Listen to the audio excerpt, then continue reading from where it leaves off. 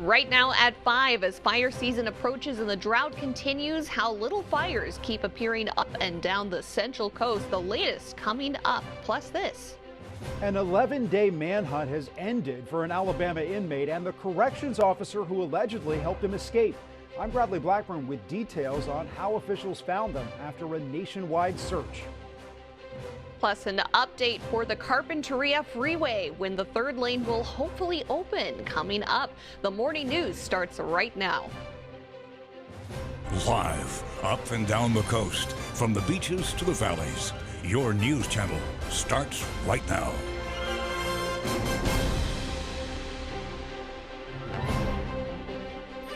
Good morning, I'm Anikka Abbott. Elise Martinez has the day off, so you get me today. And even better, Ilya Naiman is in the First Alert Weather Center with a first look on our weather today. Ilya, what is it looking like? Well, it's looking like March. The calendar says May. Temperatures are a lot colder than normal for us. Look at these readings. Overnight lows dipping into the upper 30s to the low to mid 40s, and we've got a wind out there for an added wind chill. You don't want to forget that jacket or sweater this morning. You're going to need it, especially as you head on out towards school, towards work, or just in the backyard. We'll have more looks at weather, including why this cold air is coming in and when is it going to get a lot warmer. It'll feel like summer in a few days. Stay tuned for that coming up. Well, I know we've been contending with a lot of wind lately, and we begin with the news with a fire off of Highway 101 that broke out last night near Los Alamos. It burned about an acre, and with windy conditions, fire crews needed to act quickly. It was burning in some grass off the southbound side of the freeway near Alisos Canyon Road. 3 engines and a water tender from Santa Barbara County Fire knocked it down. No structures were threatened and no one was injured. The cause is under investigation.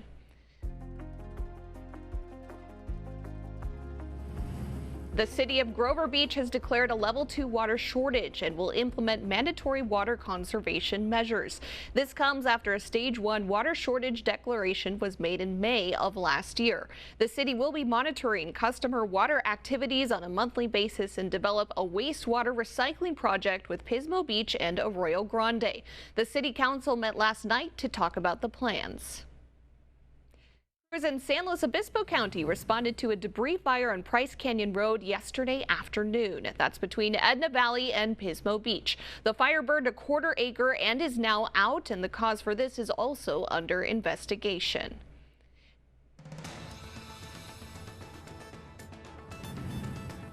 Santa Barbara County Sheriff's deputies arrested a man who they say fired a gun while attempting to flee.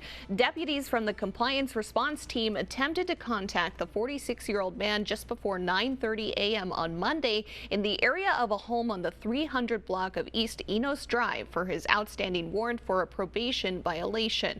When the man noticed the detectives, he attempted to flee while pulling a gun from his waistband.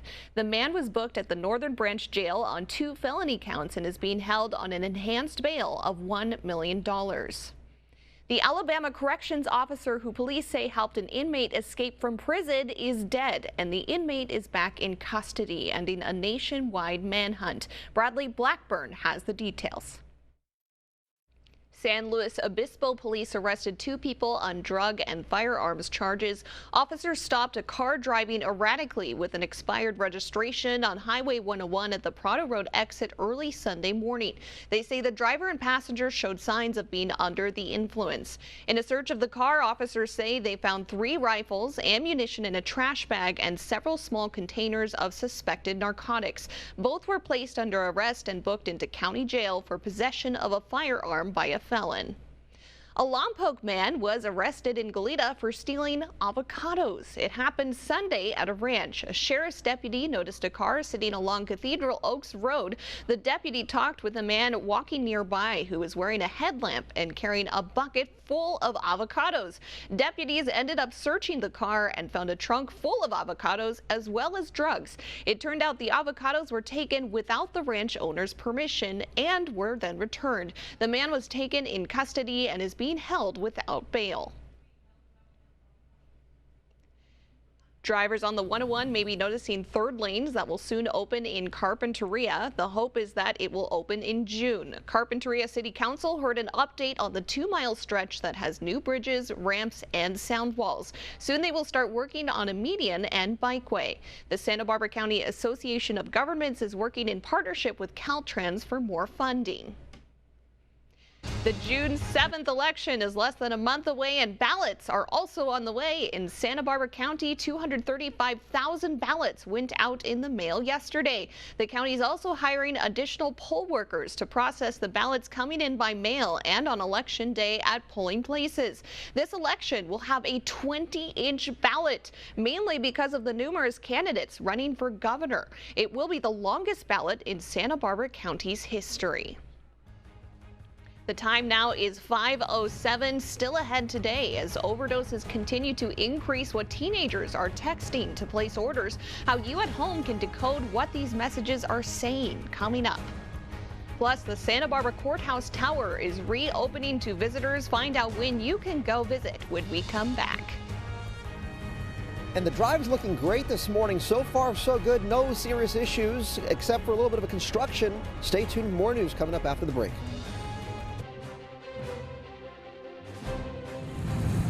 Now to a warning for parents. Emojis are a popular way to share emotions in picture form, but some seemingly innocent emojis are actually code for drugs.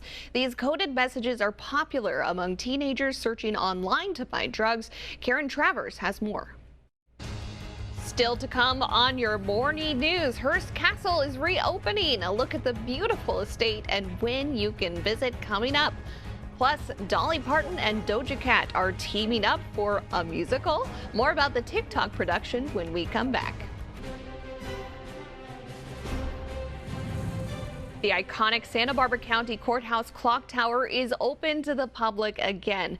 The tower was closed during the pandemic for months. Now that it is open, visitors can see the impressive views in all directions. You can access the tower on stairs or an elevator. Wow, look at that view. It's one of the more popular spots for photos of the Riviera ocean views and the Spanish tile rooftops throughout the downtown area.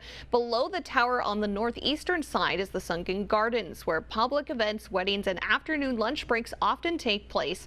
The courthouse was built on Anikka Abbott Street in 1929. And finally, Hearst Castle reopens to visitors this week for the first time in 2 years. The world-famous attraction near San Simeon in San Luis Obispo County shut down in March of 2020 because of COVID restrictions and weather-related issues. California State Parks employees made use of those 26 months, completing conservation and restoration projects and maintaining the landmark. Visitors will enjoy exhibits and artifacts never seen before, or in some cases, not displayed for many years. There's also a new tour highlighting the life and career of architect Julia Morgan. That gives a glimpse of the architect Julia Morgan and her relationship with Mr. Hearst and the ways in which that they designed and built this castle, which is a spectacular one-of-a-kind collection, all contained within historic buildings that really could never be replicated again. Time for me to plan my trip. Hearst Castle reopens to the public tomorrow. The time now is 5:17. Let's get another check on the all-important weather forecast. Ilya Naiman is in the First Alert Weather Center. Ilya, how's it looking? Well, thank you, Ilya. I'll be grabbing my jacket. Now, Goldfish and Old Bay seasoning team up for a spicy snack, and Americans' inflation fears hovered near record highs in April. Jane King is at the NASDAQ with those stories and more in today's Morning Business Report.